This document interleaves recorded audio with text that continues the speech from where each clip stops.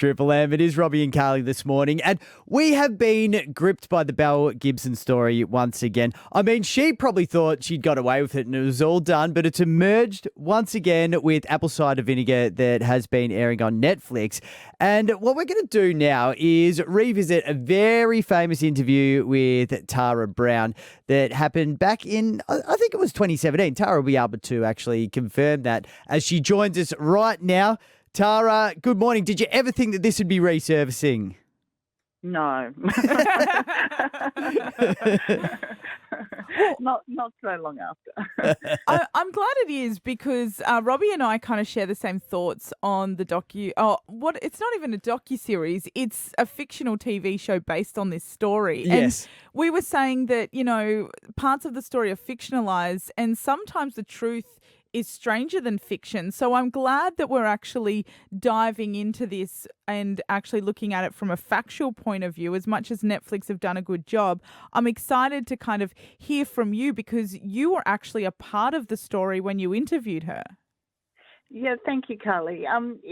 And tonight we have a program called Dangerous Lies, The Unmasking of Belle Gibson, which does deal with the factual. I watched the Netflix series and I think it's terrific and it's really well acted, but it's very confounding. It kind of, to my mind, it just adds to the confusion of what's real and what isn't, which is the Belle Gibson story, to be honest. It's not a criticism of the show in any way. But in Dangerous Lies, we revisit big chunks of the interview, and that interview at the time was the first time that people could sort of eyeball Belle Gibson on television. She had done a spread in the Women's Weekly, but this was really the first time somebody had sat down with her to ask her about the allegations. So we see a lot of that interview again tonight, but we also speak to one of her closest friends who turned whistleblower, who led to the Belle Gibson claims being unmasked originally, as well as the Age journalists who with their excellent reporting, exposed her to begin with. So we are dealing in facts, and they are stranger than fiction. They continue to be stranger than fiction. I think she confounds us all, really. I went back and watched your interview with Belle late last week on YouTube just to sort of get a refresh on it. And so when you look back on that now, are you a bit mind blown by the way the interview played out? Because it was actually so confusing, the answers you got from Belle on that day. I mean, it was impossible to get anything straight. And the age thing that's been the one that gets played back a lot, was she 23 or 26 at the time, is one that it just blows your mind when you look at it. Well, it symbolised really what was going on in the rest of the interview. That if you can't answer a question that simple, what hope is there? It was very confounding, and it did blow my mind in a way because she came to that interview wanting to tell the truth, we believed, and wanting to kind of explain why she'd been loose with the truth. And as it turned out, she just continued to lie. The premise for her in that interview was that she accepted she didn't have cancer, but she maintained very strongly all the way through that she believed she did have cancer. And so, she accepted that she'd got it wrong, but it wasn't her fault, was basically the bottom line.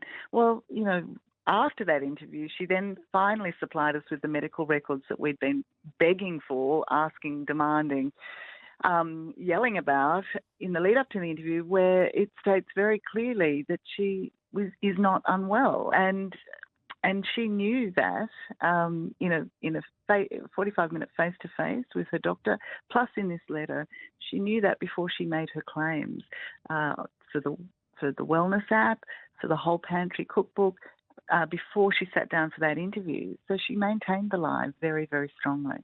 As a journalist, I guess your job is to get to the truth, and that can be sometimes hard. When you're sitting across from, and this is something I'm labelling her with, but it seems to be what she is, a pathological liar, how hard was that for you to try and redirect the questions and get the truth? Or did you at any point in the interview think, I'm not going to get the truth here?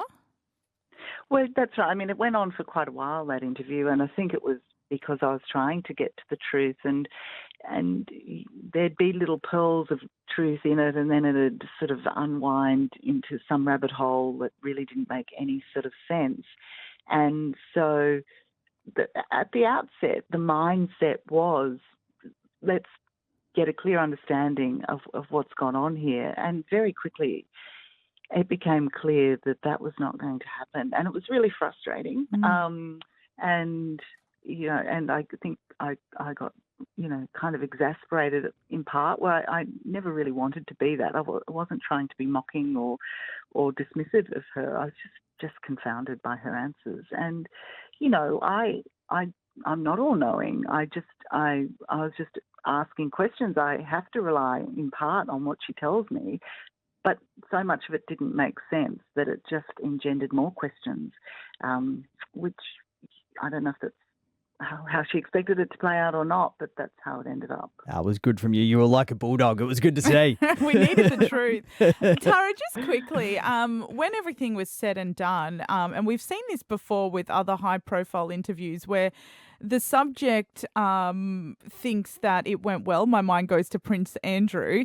And they've clearly, as you know, as the journo, botched it. And you know how the court of public opinion is going to play out. When you wrapped the interviews and the cameras went down, did she think she'd done a good job of it? Or was she instantly feeling like this was not something she wanted out there?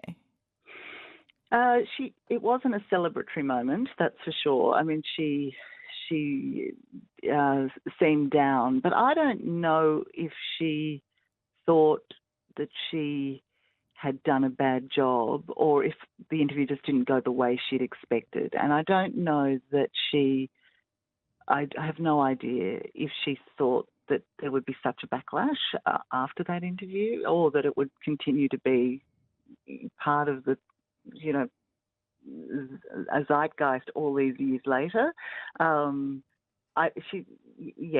There weren't high fives, and that was amazing. And I'm so glad I sat down and did this interview. She was quite upset, and I don't know if she was angry, but she wasn't celebratory, that's for sure. And finally, Tara, do you give Sibylla Budd the nod? Did she play you well in Apple Cider Vinegar? Oh, it's just impossible for me to judge that, because it's kind of strange to be portrayed and to know and to see how other people might see you. But she's a brilliant actress, and you know, I'm proud that they've chosen such a great actress. It is such a small part in terms of my role in that series, or even in the story in the end. I mean, it's Belle Gibson and the crazy lies she told and the damage that she potentially caused to people, and the betrayal of trust. You know, it really, I think, irks people still all these years later, and that was Belle's doing, not my doing. Absolutely. Well, I cannot wait to watch tonight. Catch Dangerous Lies Unmasking Belle Gibson tonight at 9 p.m. on Channel 9 and 9 Now. And thank you so much for joining us, Tara. Not at all. Thank you for your time and for your interest. I really appreciate it.